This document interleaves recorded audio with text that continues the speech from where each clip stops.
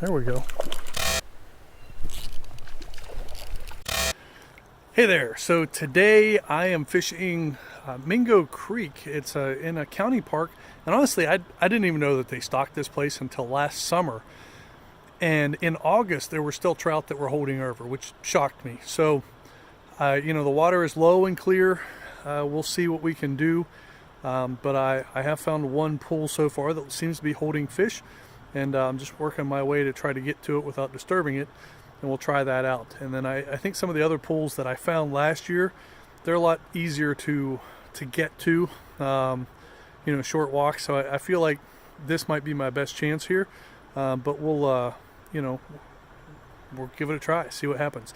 I'm using the Aldebaran, and basically I'm using a float rig, very similar to how I would do spin fishing. And we're going to use some of the Nico baits, and I got a few other soft plastics. We're going to try to catch them on floats first and see how that goes. So this is what I'm starting with today. Start with the eggs. You can see the first fish that's up here at the, oh, there's a couple of them. There's a few fish up here at the head end of the pool. So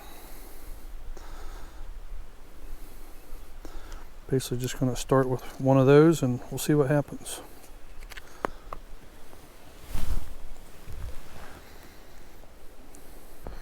Cut a backlash right off the bat. Turn the brakes up a good bit.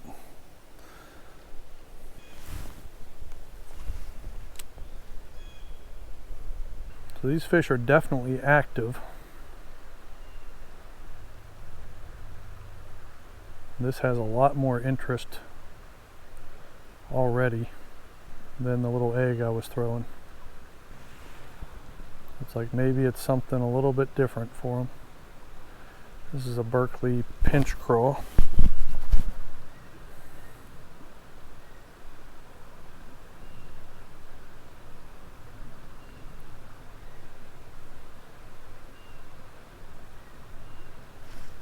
Oh, he nipped at it. Oh. Okay, well, we had a strike. So maybe we're on to something here.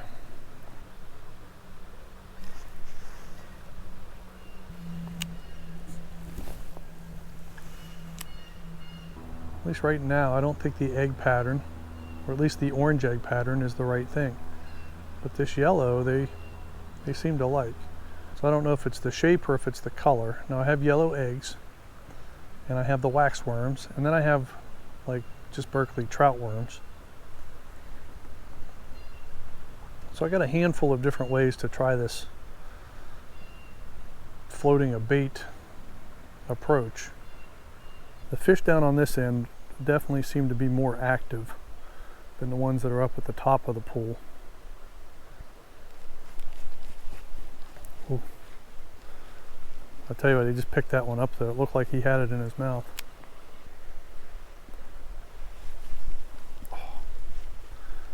Okay, well they're definitely striking at the Nico waxworm a little bit more.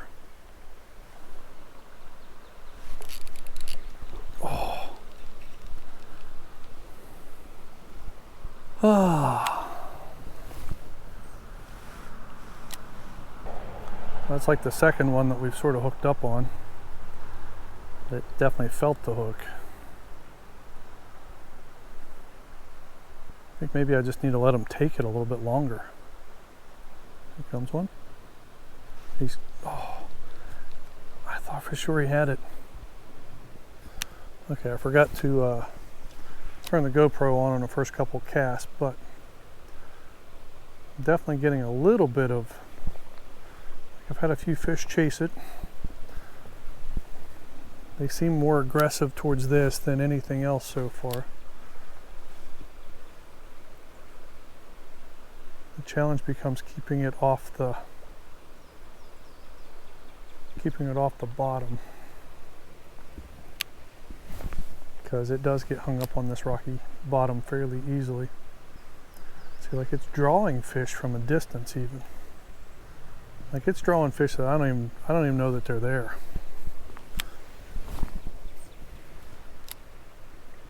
I think it becomes a question of like, How fast is too fast?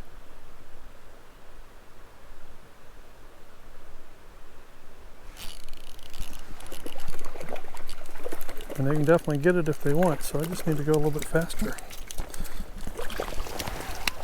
There we go. You know, it's always a fun process of elimination, trying to figure out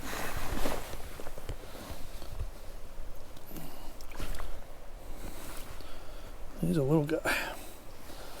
Trying to figure out what they're going to hit.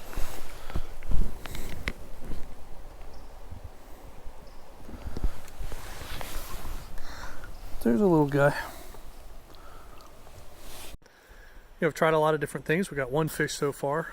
I've only been here a little over an hour, so I've been trying to cycle through my approaches a little bit faster.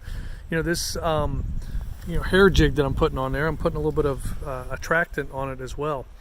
You know, it looks a lot like a woolly bugger, right? And interestingly enough, my second best day ever on quantity-wise trout fishing was the first time I went fly fishing, and it was mostly on a woolly bugger. But that didn't hook me the way Bait FInesse did. So let's see if I can't use this hair jig in here to get a few more bites. Okay, casting the hair jig. Proving to be just a little bit of a problem.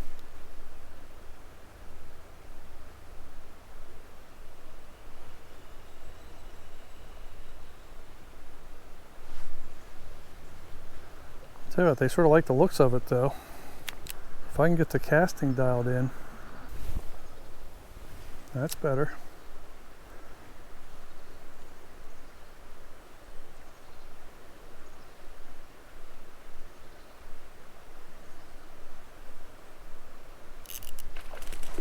There we go. Nice. Boy, I sure hope we're recording for this one. Oh. Okay. Maybe we're on to something now. Maybe we're on to something. Get this guy down in the water.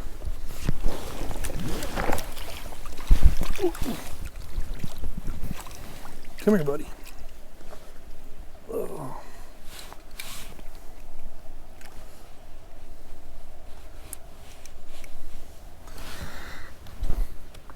There we go. Much nicer. There you go. He's not happy, but okay, I can only hope that we're onto something now with that, because that was the second real cast once I got it dialed in. So we're gonna see if we can't catch a few more of these, and let's hope the day picks up.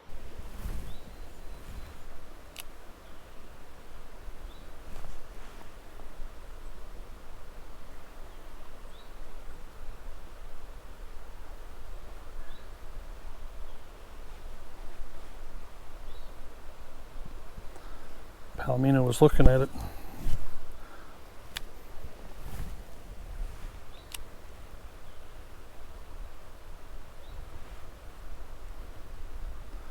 Sorry, golden trout.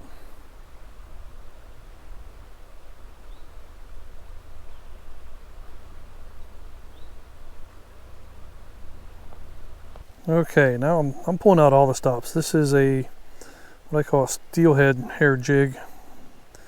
But I put a little piece of the Nico waxworm on there. So far they haven't been quite as enamored with this one.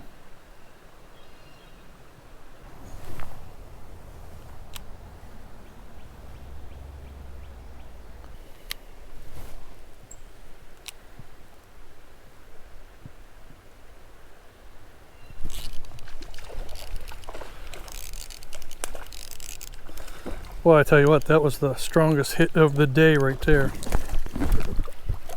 By far the strongest hit of the day. Where's my net? Holy moly, this guy just came out of nowhere and crushed it. Crushed it.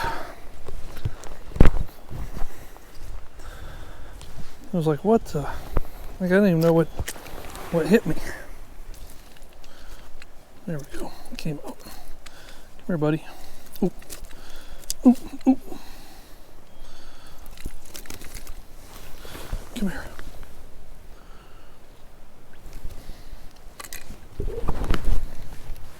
There we go.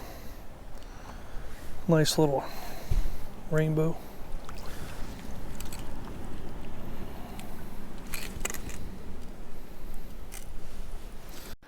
I tell you what, overall, it's been a little slow. It's been fun.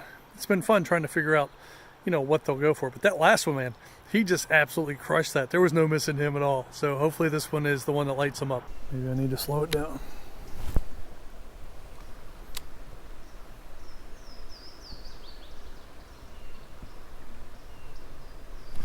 Oh. Okay, time for something completely different. We're going to go to a crankbait. Okay, they like that. This one dives though. I need something that I can control. I hope the GoPro was recording for that, but I just caught another one on the little minnow crank, and it was an aggressive hit. And so I changed the retrieve up, and it was just sort of a slow, straight crank instead of jerking. And he followed it and took like 3 swipes at it before he got it. So hopefully I can get a few more to do that to wrap up the day. I'm actually surprised that I've been able to sit here and enjoy fishing this one hole.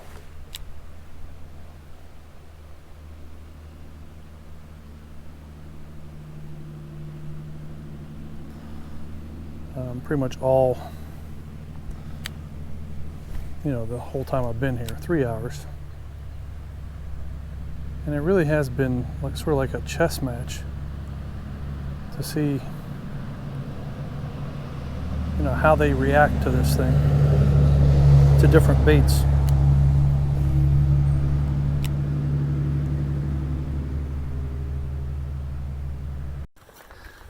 Okay, that was a fun but kind of tough day. You know, the fish were pretty pressured and clear. So what I'm going to do is I'm going to basically get out of the waders. I'm going to put on my favorite lure that seems to have had a lot of follows, the Ryuki Spearhead, and I'm going to drive through the rest of the park. And you know, I know where a few other deep holes are, and if there's nobody there fishing, I'll pop in and hit those real fast. So you know what, I feel pretty good about having that spot all by myself, because every other spot that I could think of, it's got at least one person, if not multiple.